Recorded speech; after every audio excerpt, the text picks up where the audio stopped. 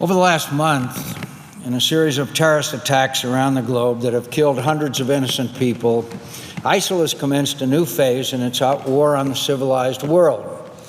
We've seen attacks in Ankara, Beirut, Baghdad, the bombing of a Russian airliner over Egypt, and of course, the horrific scenes last Friday in Paris, where ISIL gunmen wearing suicide belts attacked innocent civilians at restaurants, bars, a soccer stadium, and a concert hall, killing, as we know, 129 people and wounding 352 others. This evolution in ISIL operations further highlights the threat that they pose to countries beyond the Middle East, including the United States of America.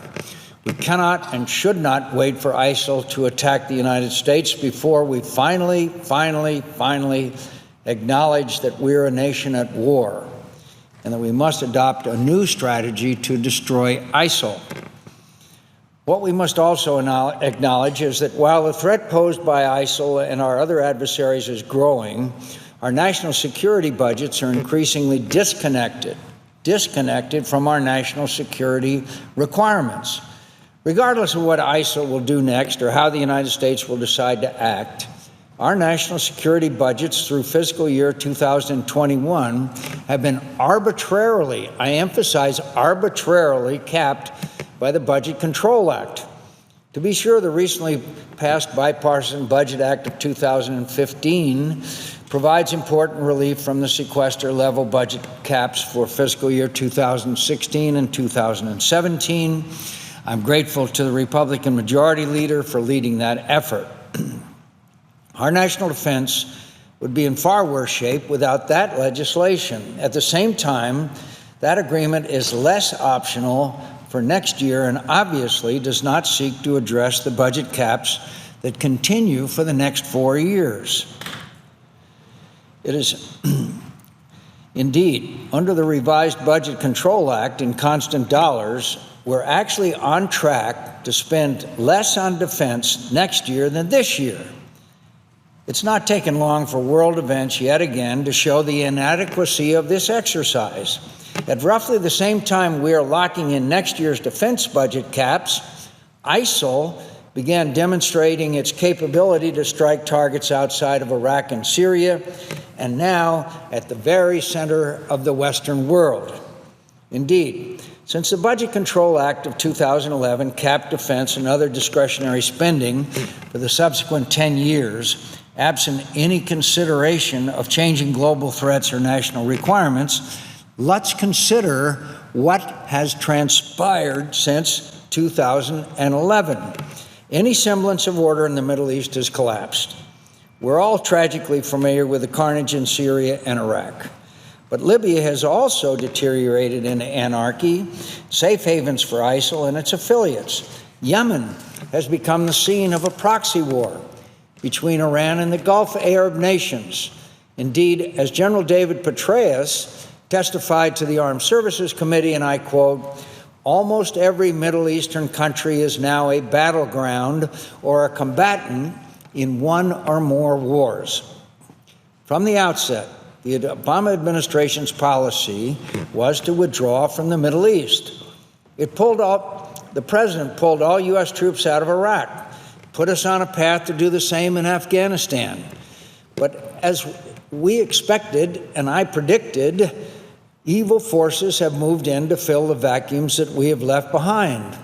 ISIL has captured large swaths of territory in Syria and Iraq, and it has spread across the region to Afghanistan, Libya, Egypt, and other countries. As a result, we now have thousands of troops back in Iraq. The U.S. military has conducted over 6,000 airstrikes in Syria and Iraq to combat ISIL. We're increasing counterterrorism operations in North Africa and providing military assistance to Saudi Arabia and our Gulf partners fighting in Yemen. The situation in Afghanistan has driven the president to further delay the drawdown of U.S. troops. The effectiveness of these policies is questionable, but their cost is not. In Europe, we have seen Russian forces invade Crimea and intervene militarily in Ukraine for the first time since World War II. That one government has invaded and sought to annex the territory of another sovereign nation in Europe. Since then, Vladimir Putin has grown bolder. He continues to modernize Russia's military. And most recently, of course, he has deployed Russian forces into Syria to prop up the Assad regime, even firing cruise missiles into the region from outside of it, as far away as nearly 1,000 miles. Russia's actions have now forced the administration to bring back to Europe, on a rotational basis, one of the 2 brigade combat teams that it withdrew. As Russia continues its aggression in Europe and increases its involvement in the Middle East, the Secretary of Defense acknowledged that we need an entirely new strategy to counter Russia. All of this requires proper funding. All of it. All of it requires proper funding level. But our defense agencies have not gotten that, even as they have been asked to do more to counter Russia. The situation isn't limited to Russia and Europe. China is growing more assertive as well.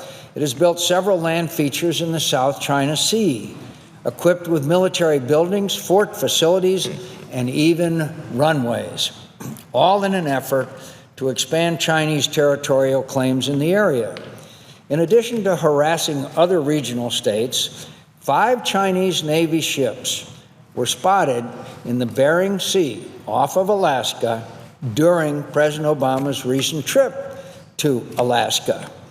Meanwhile, hackers in China continue to conduct cyber espionage and cyber attacks against our government and critical sectors of our economy. Russia, Iran, and North Korea are doing so as well, all in the past year.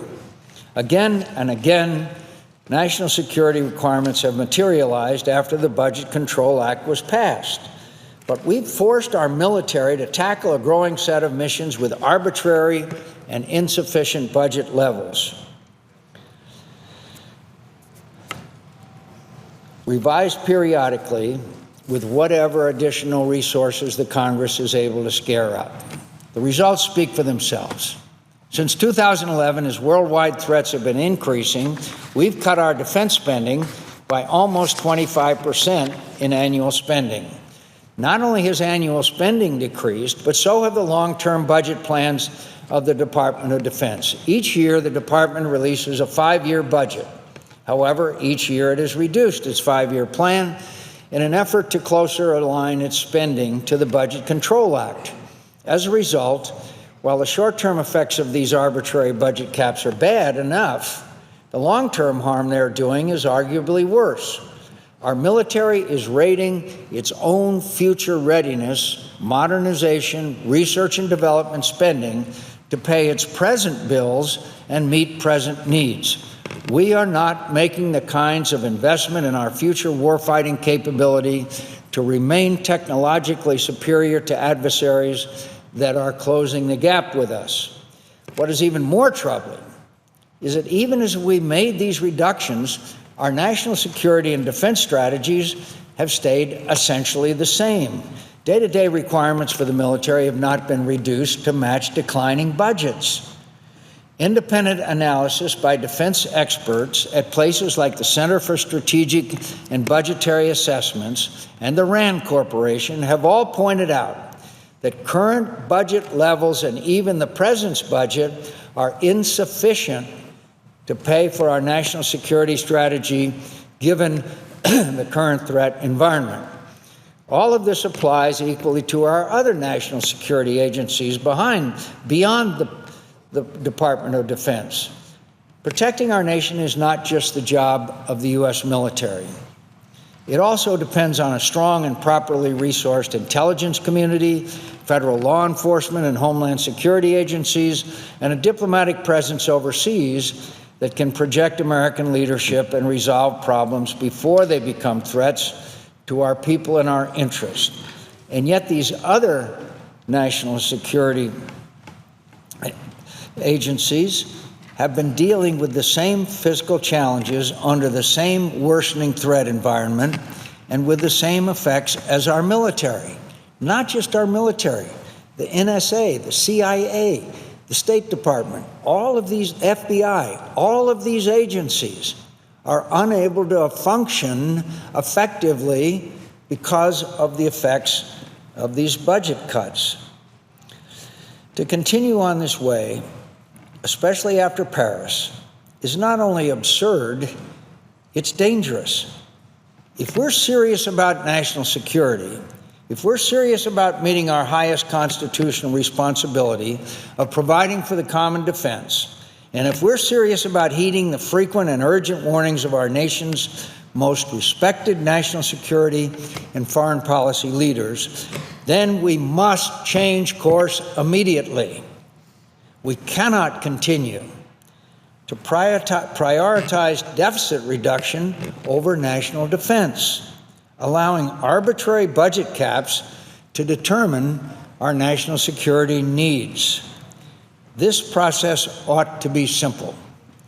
We must identify what we need to be safe, define those requirements early, and provide budgets to resource them. The two can't be disconnected. If we choose not to fight ISIL or deter Russian aggression in Europe or uphold freedom of the seas in Asia, then we can justify the cuts to the budget. But neither the Congress nor the administration wants to do that, nor should we. The only responsible thing to do then is to spend the money that's necessary to meet the national security requirements we have set for ourselves. And with the threats to our homeland growing closer, we can't afford to delay any longer. That's why I've introduced common sense legislation that is long overdue. Its goal is simple: to exempt national security spending from sequestration under the Budget Control Act. This exemption would not just apply to the Department of Defense. It would also include the security-related functions of our intelligence agencies, the Department of Homeland Security, the State Department, and the National Nuclear Security Administration. By doing so, we will enable the President and Congress to build national security budgets based on national security requirements instead of arbitrary caps that entail greater risk to our nation. Now, I know that some will express concern about the impact of this legislation on national deficits and the debt.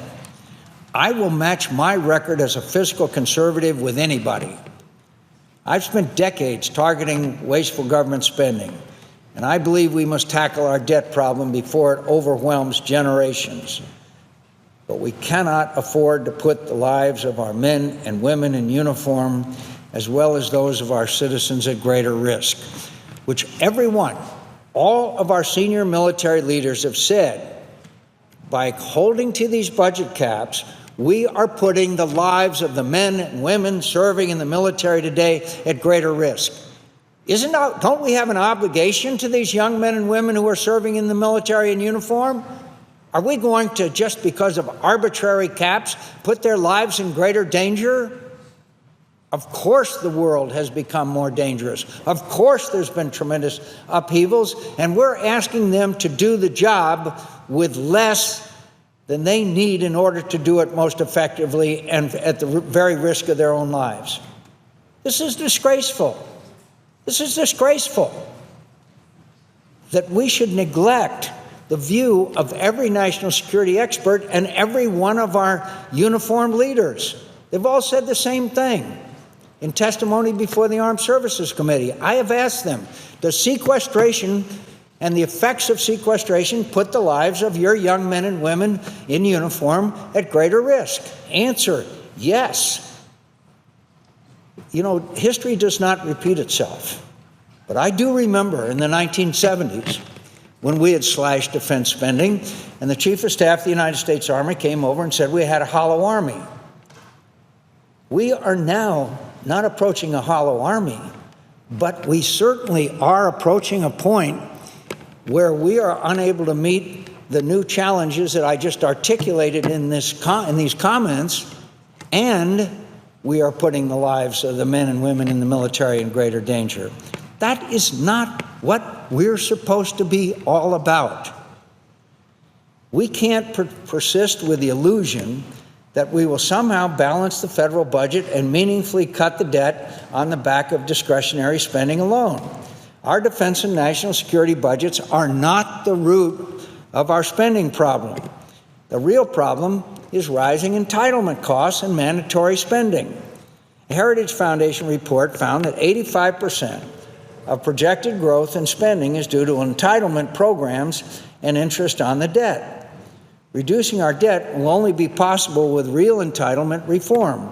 Cuts to discretionary spending will not have major long-term impact.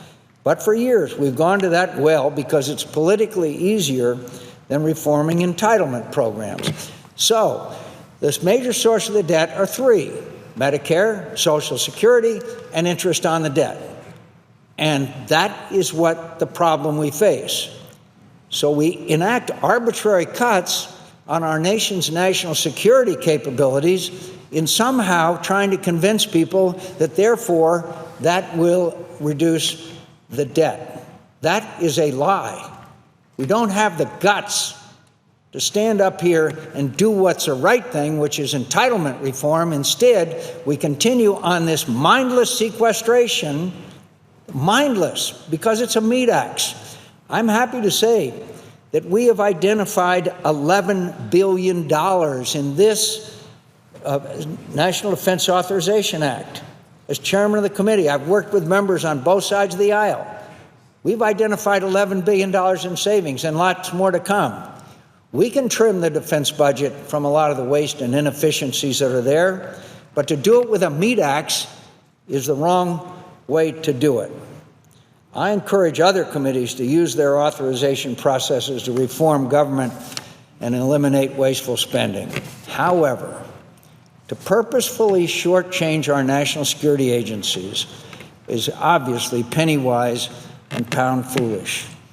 Just last week, all of us went home and celebrated Veterans Day. There's probably not an event that is quite like that in all the things we do in this nation.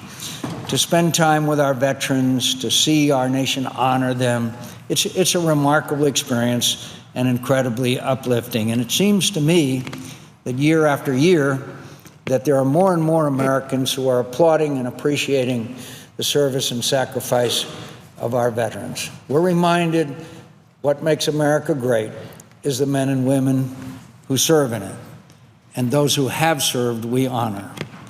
These volunteers sacrifice their personal comfort, their families, and sometimes their lives for this country. They always put the mission first, and it's time that we do the same.